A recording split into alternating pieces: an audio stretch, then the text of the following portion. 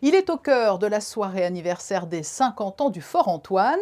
Jérôme Pouly, sociétaire de la Comédie Française, est notre invité en duplex de la Place d'Armes, car c'est ici qu'est délocalisée ce soir la programmation marquant le 50e anniversaire.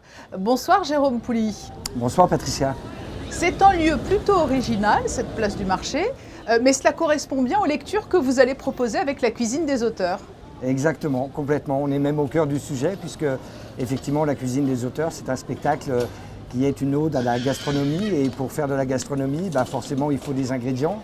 Et les ingrédients, on les a eus ce matin en direct sur la place du marché avec les commerçants qui étaient présents et à qui on a pu acheter des poivrons, des tomates, des courgettes, des aubergines, tout ça pour cuisiner un petit plat pour ce soir, voilà, dans pas longtemps d'ailleurs. Et vous avez d'ailleurs aussi un dispositif scénique qui se prête parfaitement à jouer dans des lieux atypiques comme cette place du marché. Oui, parce qu'en fait on a une caravane, et avec cette caravane on peut se transporter partout, c'est-à-dire qu'on a joué dans des lieux très improbables comme un fort militaire, on a joué aussi devant un château moyenâgeux, on rêve de jouer les pieds dans les vignes, les pieds dans le sable aussi avec la mer à proximité. Donc en fait c'est un dispositif qui nous permet de pouvoir jouer effectivement partout.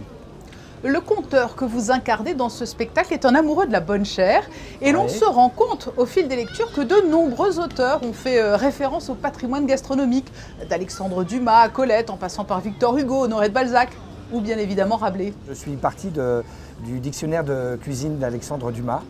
Et puis, au fur et à mesure de mes lectures, je me suis rendu compte que nombre d'auteurs avaient parlé de la gastronomie, que ce soit Victor Hugo dans ses pièces de théâtre, ou que ce soit effectivement Balzac, Baudelaire, Rimbaud, Madame de Sévigné. Et d'un seul coup, le champ de construction et des possibles est devenu une espèce d'océan de mots et de possibilités. C'est-à-dire que vous l'avez créée de toutes pièces, cette cuisine des auteurs? Complètement, ouais. À force de lecture, en fait, petit à petit, j'ai sélectionné des textes qui me touchaient particulièrement et qui passent en fait entre le plaisir, le désir, la faim aussi, parce que être gourmand c'est une chose, mais on a aussi, malheureusement, il y a aussi de par le monde des gens qui ont faim, et il faut aussi qu'on en parle. Alors je n'ai pas de critique à faire. En fait, l'idée c'est seulement de réussir à véhiculer des mots par l'intermédiaire d'auteurs et de susciter effectivement du plaisir. C'est-à-dire que c'est un plaisir gourmand à la fois par la littérature et aussi par la bouche, puisque le spectacle, effectivement, à la fin, j'offre une dégustation aux spectateurs puisque je cuisine en direct en même temps que je joue le spectacle. Oui, ça c'est la petite touche bien sympathique de fin de spectacle. Ouais. Et donc ce soir avec des produits locaux.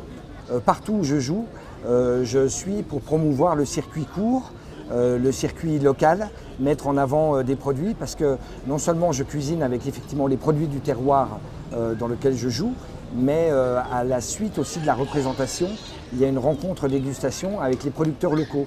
Jérôme Pouly, le monde de la culture et plus spécifiquement le domaine des arts vivants ne cesse de lancer des cris d'alarme. Vous avez été durement éprouvé par la crise qui perdure. Oui, c'est difficile.